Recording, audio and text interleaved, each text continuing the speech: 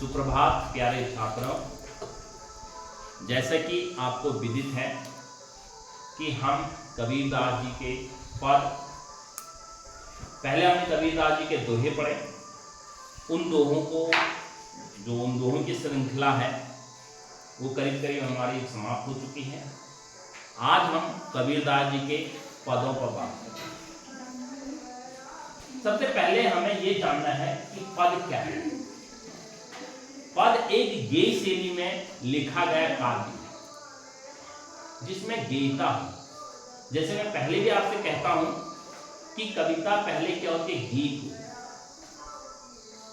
उसी प्रकार से जिस पद पर आज हम जो आपके पाठ्यक्रम में जो निहित है, बीए प्रथम सेमेस्टर के प्राचीन एवं भक्तिकालीन काव्य में जो निहित है पद, उस पद पर हम थोड़ा सा परिचर्चा करेंगे।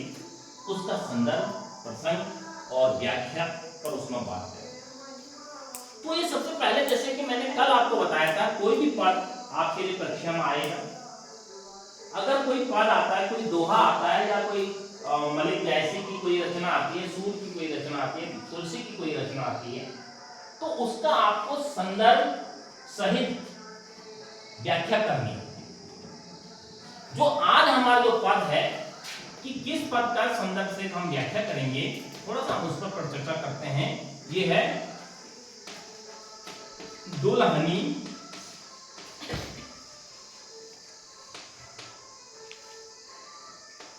गाहूं अविनाशी। ठीक है। अब अगर मान लो आपके पेपर में या कहीं पर भी आपको इस पद से संबंधित उत्तर देना है, या इस पद से संबंधित आपको संदर्भ से व्याख्या करनी है, तो आप कैसे करोगे? अब ये आप सबसे पहले संकेत लिखोगे। संकेत लिखने के बाद इसमें संदर्भ लिखोगे। जैसे कल की भी कक्षा में मैंने इस पर संदर्भ पर बात कही थी। आज की कक्षा में उन बच्चों से पूछूंगा जो कल नहीं आए, संदर्भ कैसे लिखते हैं।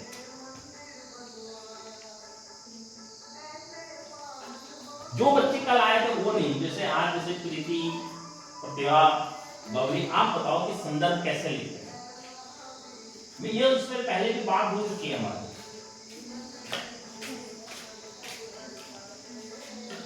प्रस्तुत पद्यांश हमारे जोर से बोलो। इस मतलब इस लिखोगे, मतलब प्राचीन पद्यांश हमारे पाठ्य पुस्तक प्राचीन एवं भक्तिकाल काव्य से लिया गया है, जिसके कवि कबीरदास। ठीक है, ये आपका संदर्भ। अब दूसरी चीज आती है इसमें प्रसंग। अब प्रसंग आप तब तक नहीं बता सकते हो जब तक कि आप उस पद्यांश को समझोगे, जब तक कि आप उस पद को समझोगे। हम इस पर बात करते हैं, इसकी सीधी बात करते हैं व्याख्या में। फिर आता है तीसरी जो हेडिंग आएगी इसमें, वो आएगी व्याख्या। व्याख्या क्या है कि हमको कभी भी कोई भी पद अगर हमारी परीक्षा में आता है, या हमको कहीं भी पढ़ाने के लिए जाना पड़ता है, कुछ भी उस पर करना पड़ता है, परीक्षा में मुख्य उद्देश्य आपका परीक्षा है। परीक्षा में अगर आता है तो आप उसको 2 या 3 बार गहनता से पढ़ें। 2 या 3 बार उस पेपर में उस पद्यांश को पढ़ेंगे तो आपको वस्तुतः उसका अर्थ आधे से ज्यादा मालूम होने लगता है। क्योंकि हिंदी में लिखा गया, हिंदी की साधुकड़ी भाषा में लिखा गया काव्य, और वो भाषा कहीं ना कहीं हमारी मातृभाषा रही है हिंदी। तो हिंदी में हम कोई भी काव्य लिखा मिलता तो हम उसे आसानी से अपनी मातृभाषा में समझ सकते हैं। तो आप समझ जाओगे, पहले तो 60% समझ जाओगे, तो 40% तब भी समझ जाओगे। क्योंकि उन शब्दों को, जिन शब्दों का, जिन वर्णों का, जिन शब्दों का इसमें प्रयोग किया है, उन शब्दों को आप कहीं ना कहीं अपने जीवन में प्रयोग करते हो। तो यहां पर जो पद है, दुल्हनी गाऊं मंगलाचार, हम घर आए हूं राजा राम भरतहार, ये टेक है। अर्थात आपकी भाषा में कहेंगे इसे मुखड़ा। जैसे गीत गाते हैं ना, तुम्हारे कुमाऊनी में कोई गीत गाएंगे, उसका मुखरा होता है, फिर उसके बाद में अंतरा होता है। तो ये टेक है, दुल्हनी गाहू मंगलाचार, हम घर आए हो राजा राम भरत था, तन रत करी में मन रत करी हूं पंचतंत बाराती, रामदेव मोरे पाहुने आए में जो बन में माती, शरीर सरोवर वेद करी हूं, शरीर सरोवर वेद करी हूं, बरमा वेद उचारा, रामदेव संग भंवरी लेऊं, रामदेव संग भंवरी लेऊं, धन धन भाग हमारा, सुरते भी कौतिक आए, सुरते भी कौतिक आए, मुनिवर सहस 88, कहे कबीर हम ब्याह चले हैं, कहे कबीर हम ब्याह चले हैं, पुरुष एक अविनाशी, पुरुष एक अविनाशी। अब खुद सोचो, अब आपने इसको गीता से पढ़ा और मेरे साथ साथ आपने समझा, तो आप क्या समझे इस बात में कि कवि क्या बात कहना चाहता है? एक लाइन में मुझे इसका उत्तर चाहिए।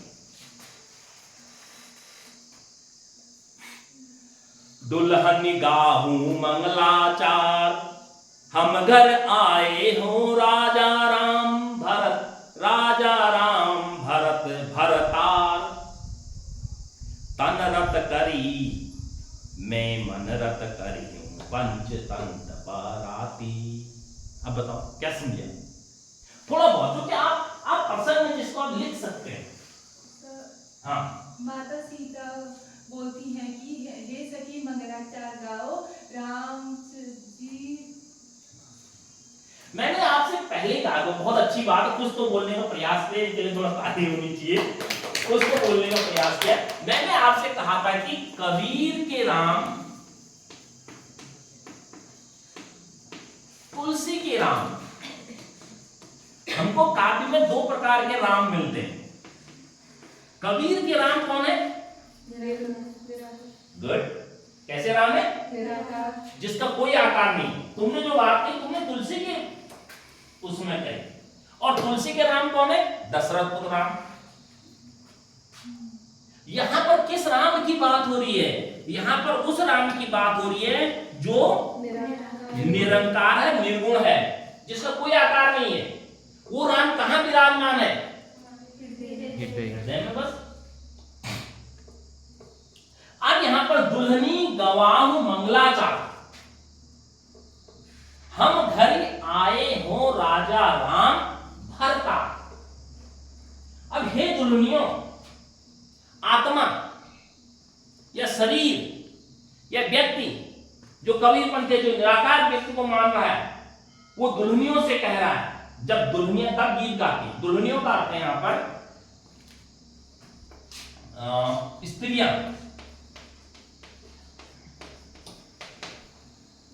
बहुत सारी स्त्रियां तुम्हारे घर में जब बारात आती है, मंगलाचरण कौन करता है?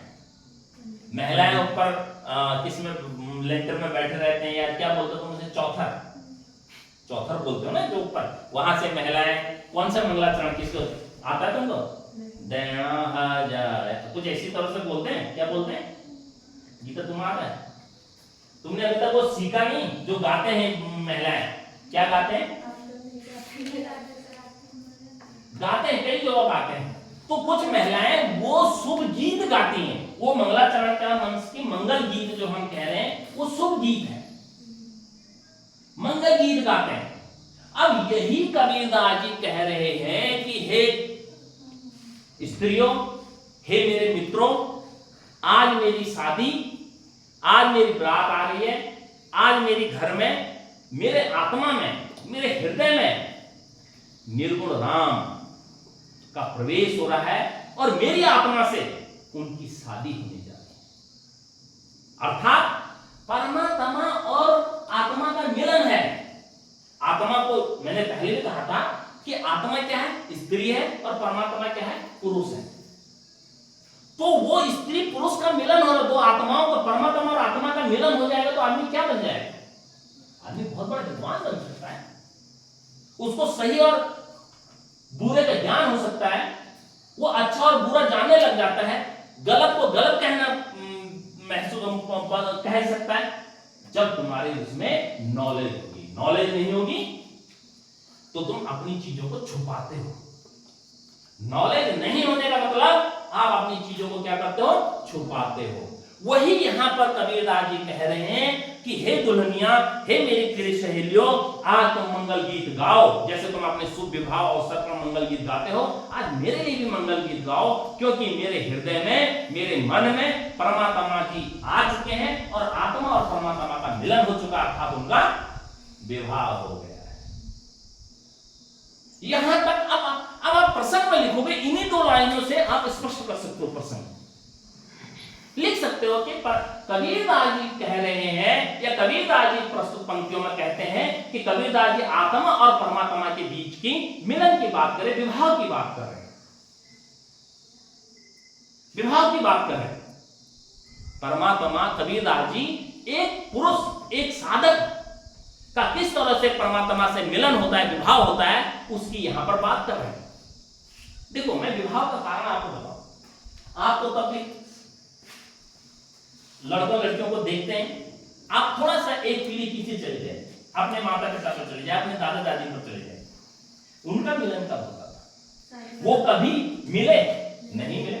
शादी आ गई तो तब दुल्हन के साथ वो मिलते थे, या दुल्हन अपने पति के साथ मिलते थे। तो वही स्थिति यहां पर भी आ गई। जब हमको सहज, हम मिलन तब होता है कि जब हम दूसरे के साथ सहज होते हैं।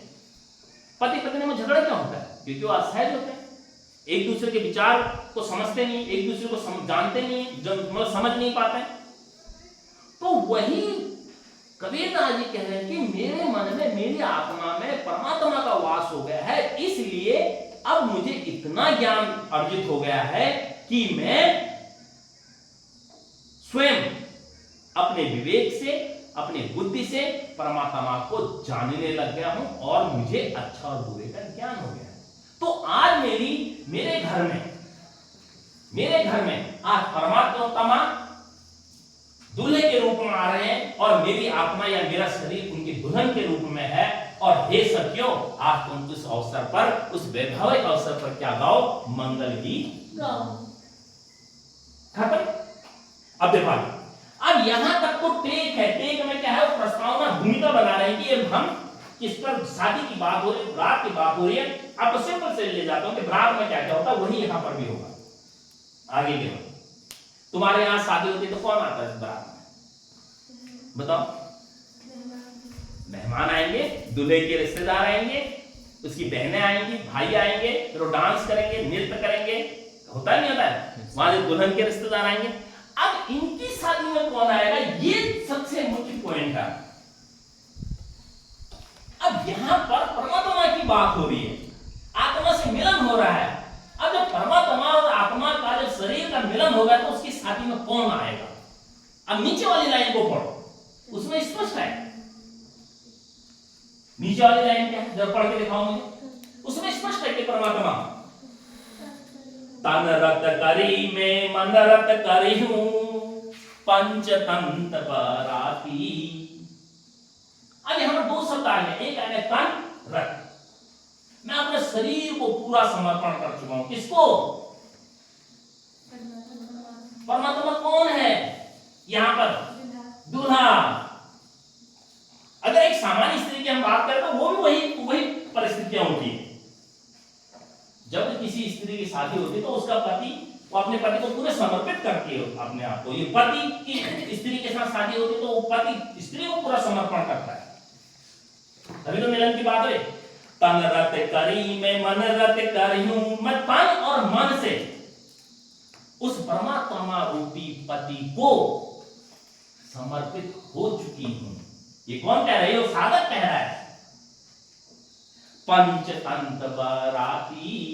अब मेरे साथ जब मैं तन और मन के साथ, जब मैं उनके साथ थी, तो मेरे साथ बराती कौन आएगा? तो बराती है 5। कौन कौन है बराती? 5 बराती कौन कौन है? पंच तत्व क्या होते हैं? अग्नि और बताओ। वायु। जो 5 तत्व हैं, पृथ्वी, आकाश, अग्नि, पानी, वायु, ये पांचों तत्व मेरे बराती के रूप में मेरे साथ आए हैं। रामदेव मोरे पाहुन आए, मैं जो बन में माती। रामदेव, रामदेव किसे कह रहे हैं? वो रामदेव ही, दशरथ को तो राम नहीं है, वो रामदेव निर्गुण ब्रह्म है। वो पाहुन का अर्थ दामाद। आज इस घर में रामदेव मतलब श्री निराकार ब्रह्म राम किसके रूप में आए हैं? दामाद के रूप में आए हैं, वर के रूप में आए हैं। और मैं, मेरा जो यौवन है, जो मेरा यौवन है, वो मनमत आ रहा है उनकी अभिलाषा करने के लिए, उनका स्वागत करने के लिए, उनको देखने के लिए। शरीर सरोवर वेद करी हूं। शरीर, शरीर क्या है? शरीर को सरोवर के समान बताया गया है। पानी जैसे जल अकुलाता है, उसी प्रकार से मेरा शरीर वेदी, जो वेदी वहां पर लगी हो, मेरा शरीर के रूप में, सरोवर के रूप में वेदी लगी है। बर्मा वेद उचारा, और उस वेदी को, उस वेदी में जो पंडित बैठे हैं वो साक्षात ब्रह्मा है।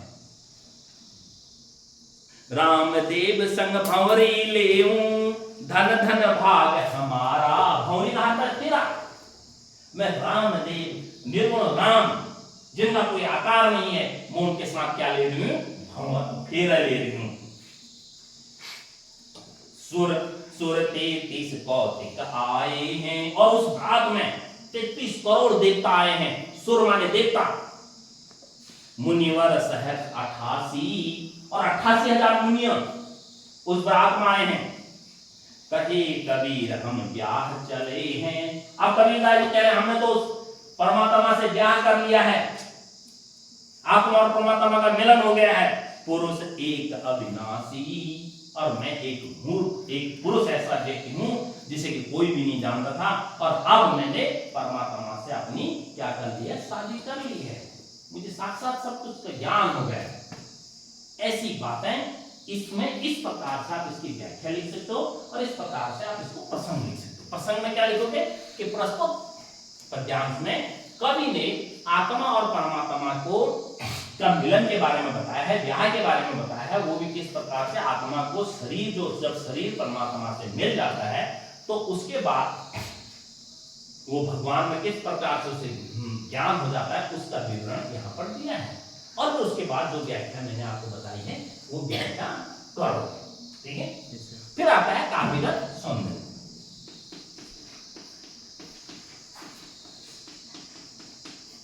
अब ये काव्यगत सौंदर्य में क्या लिखोगे? काव्यगत सौंदर्य में ये लिखोगे, सबसे पहली वाली लाइन में वही आएगी कि कवि द्वारा आत्मा और परमात्मा के मिलन के रूप में जो वैवाहिक जो स्थिति यहाँ पर करी है, विवाह की जो बात करी है, उसका उल्लेख इन पंक्तियों में किया गया है, ठीक है। और उसमें सखियों के लिए मंगल गीत गाने के लिए कहा गया है कवि द्वारा। दूसरा आ गया इसमें अलंकार। अलंकार में क्या लिखोगे? दुल्हनी गाँव मंगलाचार। तो इसमें अलंकार उपमा है, अनुप्रास है और रूपक है, ठीक है। और उसके बाद फिर आ गया तुम्हारा रस। अलंकार हो गए, फिर आ गया रस। रस में शांत रस है। फिर आ गया छंद, छंद इसमें पद है। फिर आ गया गुण, गुण इसमें प्रसाद है, ठीक है। ऐसे आप इसको करोगे कंप्लीट काव्यगत सौंदर्य, ठीक है। कर दो।